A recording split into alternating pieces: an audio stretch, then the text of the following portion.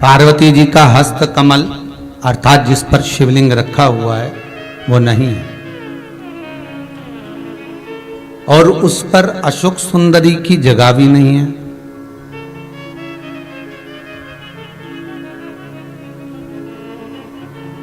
घर पर पूरा स्थायी शिवलिंग है। क्या उपाय कर सकते हैं? देखिए भाई,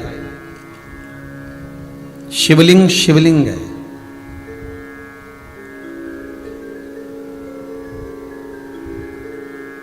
भले वो पार्वती जी का हस्त कमल ना हो, भले अशोक सुंदरी की जगह ना हो, भले अशोक सुंदरी की जगह भले ना हो, और भले उसमें हस्त कमल माता पार्वती जी का ना हो, परंतु शिवलिंग शिवलिंग है। भगवान भूत भावन वहां विराज रहे।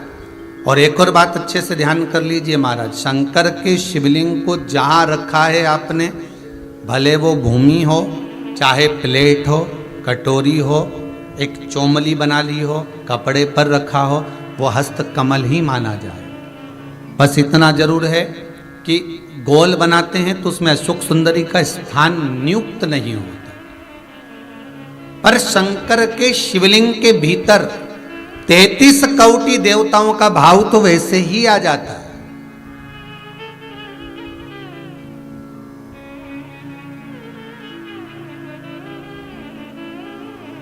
किसी ने एक प्रश्न किया, गुरुजी आप बताते हो कि कमर दुखे, हाथ पैर दुखे, पांव दुख रहे हो, कमर दुख रही हो, पीठ दुख रही हो, सिर दर्द हो रहा हो, तो शंकर जी के मंदिर में जाकर शंकर जी की शिवलिंग की बेलपत्र उठाकर शंकर जी के शिवलिंग को देखकर चबा चबा कर खाना है। तो हम ऐसे बेलपत्र खा लें तो घर पर ले जाकर शिवलिंग देखकर क्यों? तो शास्त्र कहता है कि उसके प्रतिबिंब से, उस शिवलिंग के स्वरूप से जो किरण निकलती है, उस किरण से ही तो हमें रोग मिटाना है।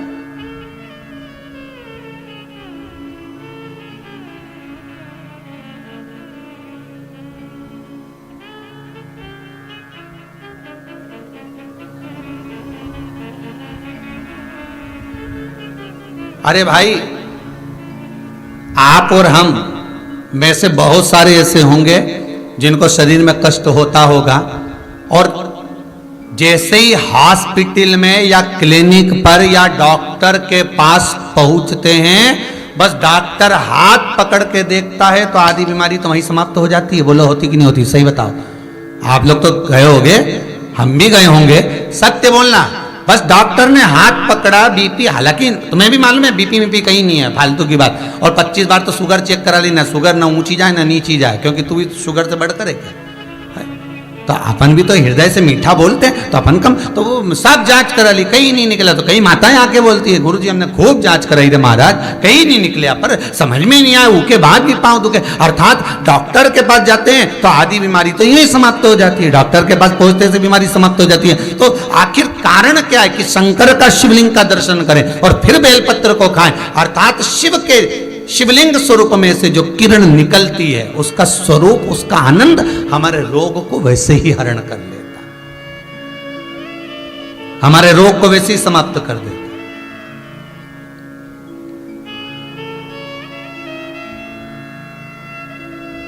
हम शंकर के स्वरूप का एक आनंद पा सकते हैं।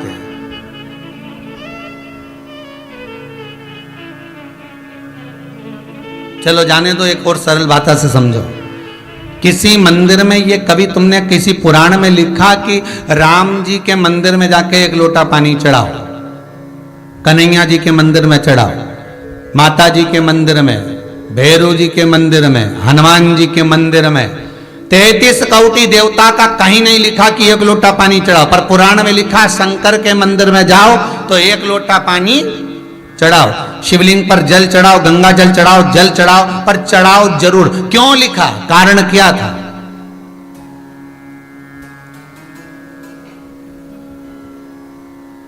एक आध बार राम जी के मंदिर जाओ, कन्हैया जी के मंदिर जाओ, देवी जी के मंदिर जाओ, अच्छा बढ़िया माता जी चुंदड़ी मुंदड़ी पहन के बैठी हो, बढ़िया सब लगा लोगों के, और पंडित जी के हट यहाँ से, और बाल्टी भर के, लोटा भर के पानी ले जाओ और माता जी के चढ़ा दे। फिर देख, फिर पंडित के जो माता है उसके देख,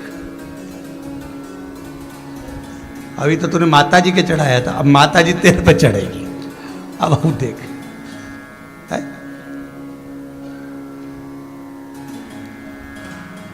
कहीं लिखा है ऐसा है?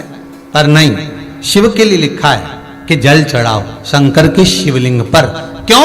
उसका कारण है, जब हम जल चढ़ाने के लिए जाएंगे तो शंकर भगवान पर जब जल चढ़ेगा तो उस जल का स्पर्श हमारे हाथ से शिवलिंग का होगा तो उससे हमारा कल्याण अपने आप हो जाएगा। क्योंकि सारे आनंद चरण, सारे देवताओं का एक तेजपुंज उस शंकर के स्वरूप में विराजमान है। कहते हैं जब संपूर्ण सृष्टि खंड नष्ट करने का जब समय आता है, भगवान शंकर काय के देवता है? संहार के देवता।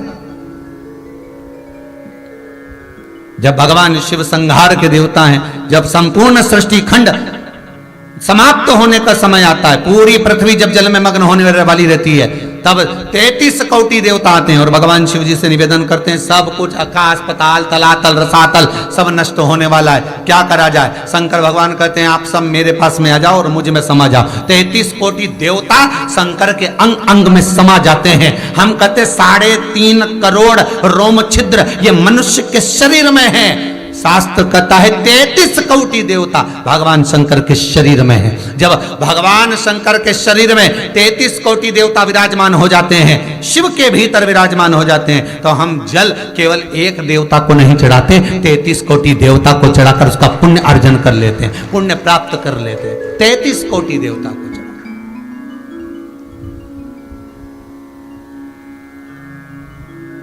जैसे नीम के वृक्ष में 64 योगनियां होती हैं, देवियां होती हैं, इसलिए आज भी हमारे विधान है, आज भी विधान है कि किसी को बहुत तेज बुखार आ रहा है, बहुत तेज बुखार, महाराज 1 लोटा पानी लो, उसमें नीम की, कड़वी नीम की डाल दो और डालने के बाद बच्चे पे से जिस पे बुखार आ रहा है उसको 7 बार उतारो और ले जाकर नीम के पेड़ में डाल दो और उस नीम की जो झाड़ है जो पानी के अंदर पड़ी थी उसका जल उस बुखार वाले व्यक्ति पे छींट दीजिए। 15 से 20 मिनट में बुखार नीचे समाप्त।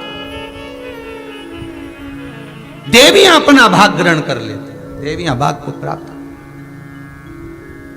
वो तो अब इन सारे वृक्षों की जो महत्वता है, चाहे नीम हो, बेलपत्र हो, शमी पत्र हो, महाराज रुद्राक्ष हो, इनकी जो महत्वताएं हैं लोगों ने अपनी महत्वता दिखाने के चक्कर में इन सबको छुपा दिया।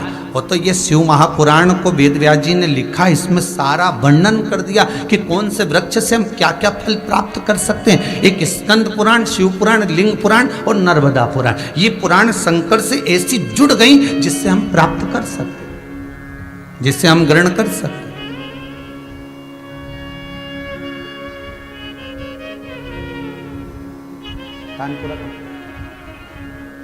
भगवान शिव के आनंद,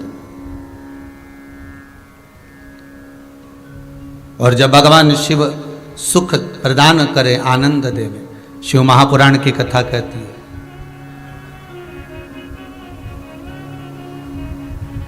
हम भी भले शिवलिंग साथ में लेकर ना चले, अहिल्याबाई जैसे, हम भले शिवलिंग को पल्लू में बांधकर ना चले, पर शिव महापुराण की कथा कहती है हम शंकर का अनुमोदन कर कर तो चल सकते हैं, हम शंकर का स्मरण कर कर तो चल सकते हैं।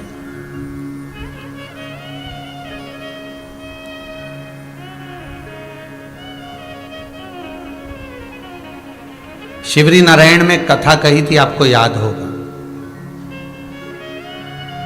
एक कबूतर स्वर्ग जा रहा था। अगर किसी ने सुनी होगी शिवरी नारायण कथा तो ध्यान में होगा। एक कबूतर स्वर्ग जा रहा था। एक पक्षी रेगिस्तान में, जिसके पंख पूरे जल चुके थे, पीने के लिए पानी नहीं मिल रहा था, कबूतर को देखा। कबूतर ने उसको पूछा क्या बात है। उसने पूछा कबूतर से तुम कहाँ जा रहे हो। उसने कहा मैं बैकुंठ जा रहा हूं। अच्छा हाँ, तो उस पक्षी ने कहा कि एक बार भगवान से यह जरूर कहना,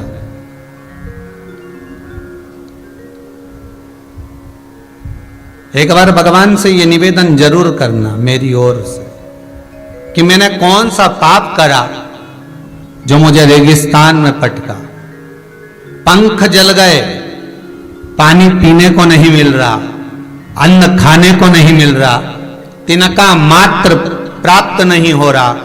भगवान से मेरी ओर से कह तो सकते हो तुम इतना।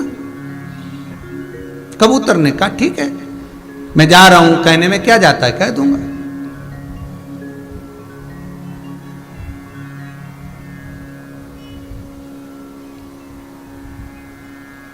कहने में जाता क्या है, वो मेरे को कहने में कुछ नहीं जाता, मैं कह दूंगा।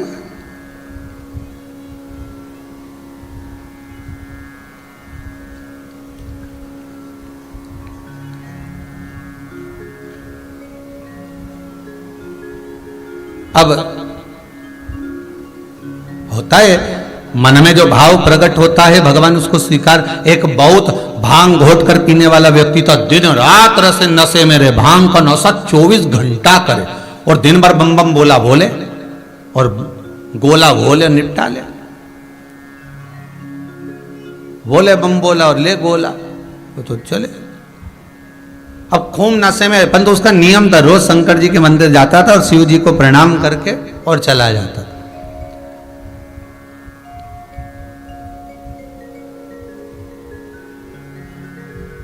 अब आज इतना नशे में हो गया कि शंकर जी के मंदिर की जगह गणेश जी के मंदिर पहुंच गया।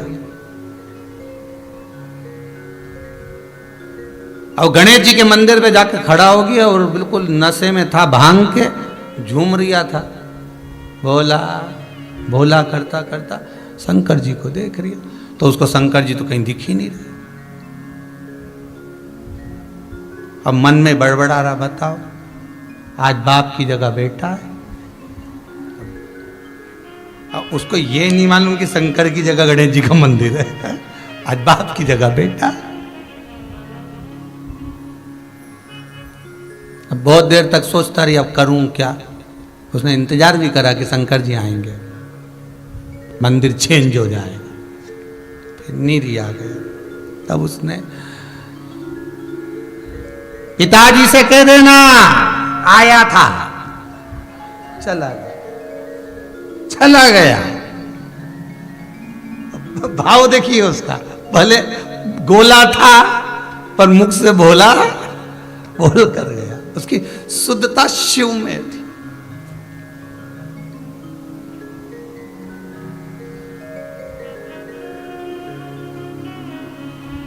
हम कहते हैं हम नशा नहीं करना, करना भी नहीं चाहिए, पर सत्संग का, शिव महापुराण का एक नशा हमारे जीवन में भी ऐसा होना चाहिए कि तुझ में रब दिखता है, यारा मैं क्या करूं, हर एक में शिव नजर आ जाए। वो नशा हमारी बुद्धि चित्त में हो।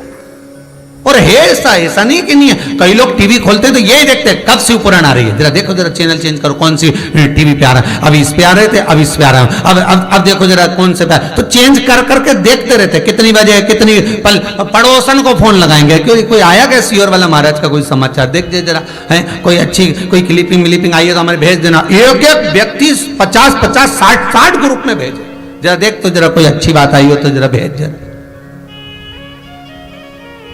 अब भगत शिव का तुम कह देना भगवान से कि मेरे को इतना दुख क्यों दे रहा है। तो पहुंच गया कबूतर ऊपर और धर्मराज के पास गया। धर्मराज ने पूछा क्या बात है कबूतर, तुम दुखी दिख रहे हो, तुम तो बैकुंठ जा रहे हो, तो तुम्हें तो प्रसन्न होना चाहिए। नहीं, दुख इस बात का है कि नीचे एक पक्षी मिला था मुझको, बेचारा बड़ा दुखी था, उसके पंख जल गए, उसके पास में खाने पीने का कुछ नहीं है, कुछ कृपा कर दो ना आप, मेरी तरफ से कृपा कर दो, मैं विनती कर रहा हूं, कुछ तो कृपा करो। धर्मराज ने कहा बहुत पापी है वो, उसको भुगतना पड़ेगा, भोगना पड़ेगा। तो उसको कुछ नहीं मिलेगा, ऐसे ही रहेगा, बिल्कुल ऐसे ही रहेगा, कुछ खाने को नहीं मिलेगा, कुछ भी प्राप्त नहीं होगा।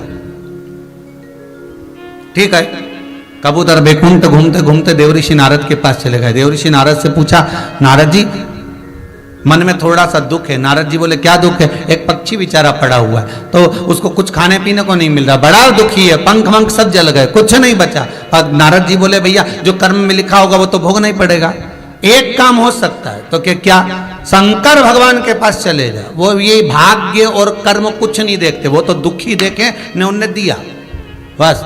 उनको तो जिसने बोला बम बम बोला और उन्होंने दे दिया सोने का हंडा उठा के तुरंत। जब चोर को कुबेर बना सकते हैं तो तू तो जा। अब शंकर जी के पास पहुंच गया भोलेनाथ जी बोले क्या? वो पक्षी बेचारा है ऐसा। शंकर भगवान बोले जो कर्म करा है तो भोगना तो पड़ेगा, पर सुन किसी से मत बोलना, उसको जाके किया क्या? बस इतना बोल दे कि जितना दुख मिल रहा है ना, हर दुख में एक ही बात के वार है प्रभु बड़ी कृपा करी, बड़ी कृपा करी, इतना जोरदार दिया, बड़ी कृपा करी, बस इतना कहना चालू करवा दो उससे, बाकी कुछ मत करना। अब भोलेनाथ तो भोलेनाथ ऐसे ही काम करवाते हो, जा बस इतना बोल दे, हर चीज में वो कृपा करना कि भगवान बड़ी कृपा करी प्रभु आपने, बस इतना बोल। ठीक है, बोल दिया। उस पक्षी ने पूछा कबूतर तू वापिस आ गया, तूने मेरा बोला? हाँ, भगवान से बात करी थी, एक सामने मना कर दिया, पर शंकर जी बोले कि ऐसा बोल कि बड़ी कृपा करी। तो क्या काई की कृपा करी? मैं तो पंख जल कर के कृपा करी। तो बोलने में क्या जाए, बोलता रहे, बोलने में क्या जाए, बोल। उसने भी चालू कर दिया, वाह प्रभु बड़ी कृपा करी, कष्ट बहुत है, पानी नहीं मिल रहा, बड़ी कृपा है, मत मिल रहे तो उसमें भी तुम्हारी कृपा है, खाने को कुछ नहीं मिल रहा पर आपकी कृपा है। एक दिन भगवान विष्णु लक्ष्मी जी के साथ घूमने निकले, घूमते घूमते लक्ष्मी जी रूठ गई। लक्ष्मी जी ने नारायण से जी कहा प्रभु ये क्या है? भगवान विष्णु बोले क्या है बताओ? कितना अच्छा जीव बेचारा, पंख जल गए तो कह रहा वारे प्रभु तुम्हारी कृपा, पानी नहीं मिल रहा तो कह तुम्हारी कृपा है, खाने को नहीं मिल रहा तुम्हारी कृपा, और तुम कृपा सागर बनकर, कृपालु बनकर, दयालु बनकर, करुणा सागर बनकर लोग तुम्हारी आरती गा रहे, जय जगदीश हरे हैं, और तुम जरा सी दया नहीं कर सकते। भगवान बोले इसका कर्म बेकार, भले कर्म बेकार, पर वो क्या कह रहा है? बड़ी कृपा, तो कृपा कर दो, थोड़ी सी कृपा करने में क्या है? भगवान ने कहा ठीक है, पंख दे देते हैं जिससे उड़कर कहीं चले जा। अब ब्रह्मा जी ब्रह्माणी के साथ जा रहे थे, ब्रह्माणी ने सुन लिया, पीने को पानी नहीं, बड़ी कृपा है, 28 दिन का व्रत हो गया, कुछ नहीं पिया, पर कृपा आप ही की है प्रभु जो आपने व्रत कराया। ब्रह्माणी बोले कितना पाप लगेगा ब्रह्मा जी आपको? भगवान ब्रह्मदेव बोले काहे को? इसको पीने का पानी नहीं मिल रहा और कृपा कर रहा, तुम दया सागर करुणा सागर होकर सबकी लेखनी लिखने वाले, अरे पापी है, नहीं मिलेगा इसको, तो क्या पाप आप नहीं काट सकते? काटो पाप और उसको पानी पीने का दो। भगवान ने कृपा कर दी, पीने का पानी मिल गया। अब जा रहे थे भोलेनाथ, अब वो तो विश्वनाथ का मतलब भरण पोषण करने वाला, खाने को देने वाला, पहुंच गए। पार्वती जी बोली कितना दुखी है, भगवान शंकर बोले आग भी मैंने ही लगाई है, ये जो पंख और पानी मिला है, पर बोलूंगा नहीं। पार्वती जी, अच्छा पति की आदत रहती है कितना दान कर कर आ जाता, कभी नहीं बताता, और पत्नी हमेशा सोचती मेरा पति बहुत कंजूस, जरा दुकान पे बैठ के मालूम तो करो कितना दान दे दिया बेचारा, किसी को नहीं छोड़ता, सबको देता, कमाने में भी नहीं छोड़ता तो देने में भी नहीं छोड़ता। वो तो अपने को लगता है पति दान नहीं करता, भजन नहीं करता, कीर्तन नहीं करता, वो दिखावा नहीं करता। तुम्हारे जैसे 4 घंटे तक अगरबत्ती लेके बैठ गई, उसको दिखावा नहीं आता, वो तो बस अपनी मर्जी से जो पढ़ना पढ़ लेता है, मन से जाप कर लेता है, स्मरण कर लेता है, भजन कर लेता है, दिखावा नहीं करता, उसको कुछ नहीं आता, फालतू की बात है ये। बेटा बेटी के ब्याह में देखना तुम, माँ कहती है सब चीज जमा के रखो, जमा के, मंगलसूत्र वहां रखो, हार वहां रखो, पाटली वहां रखो, और वो चप्पल इधर रखो। जब वो बहू को चढ़ावा चढ़ता है ना या लड़की को कुछ देते हैं तो सब दिखावा कर कर, और पिताजी कहते रखा ही है ना, रखे, डब्बा बंद रखा है तो खोलो तो सबको दिखना चाहिए। अब पत्नी मैं शादी में भी न करे, खोलो, और वो पति के रख दिया ना, सबको मालूम है अपन ने दिया, उसमें क्या नहीं सबको दिया। और कई नाम लिखो अलमारी पे, भैरूलाल, गणपत लाल, हरि किशन, श्रीधर, वेणुधर, राम गोपाल, पांडे, तब पूरा इतना बड़ा नाम लिखा अलमारी पे ऐसा लगा जैसे पूरी धर्मशाला दान करी हो, पूरी धर्मशाला लिखा उसमें। एक हमारे पास भी आए थे, कहे ये आश्रम में जो पंखे लगेंगे इस पे हम अपना नाम लिख के टंगवा दें। हमने कहा बेटा नाम लिख दिया तो तुम भी टंग जाओगे, इसलिए ध्यान रखो। और जैसा नाम घूमेगा वैसे घूमता रहेगा। ये शंकर है, ओ गणदानी, भोलानाथ है, शंभो, ये तुम्हें खूब दे और तुम खूब दान करो, मना नहीं है, पर नाम जाने दो, होगा जो चल रहा है। ये पंखे पे कहीं लिखा है, एक पंखड़ी पे लीलाबाई, एक पंखड़ी पे कमलाबाई, एक पंखड़ी पे बिमलाबाई, और बीच में जो बच्चा भेरू किशन।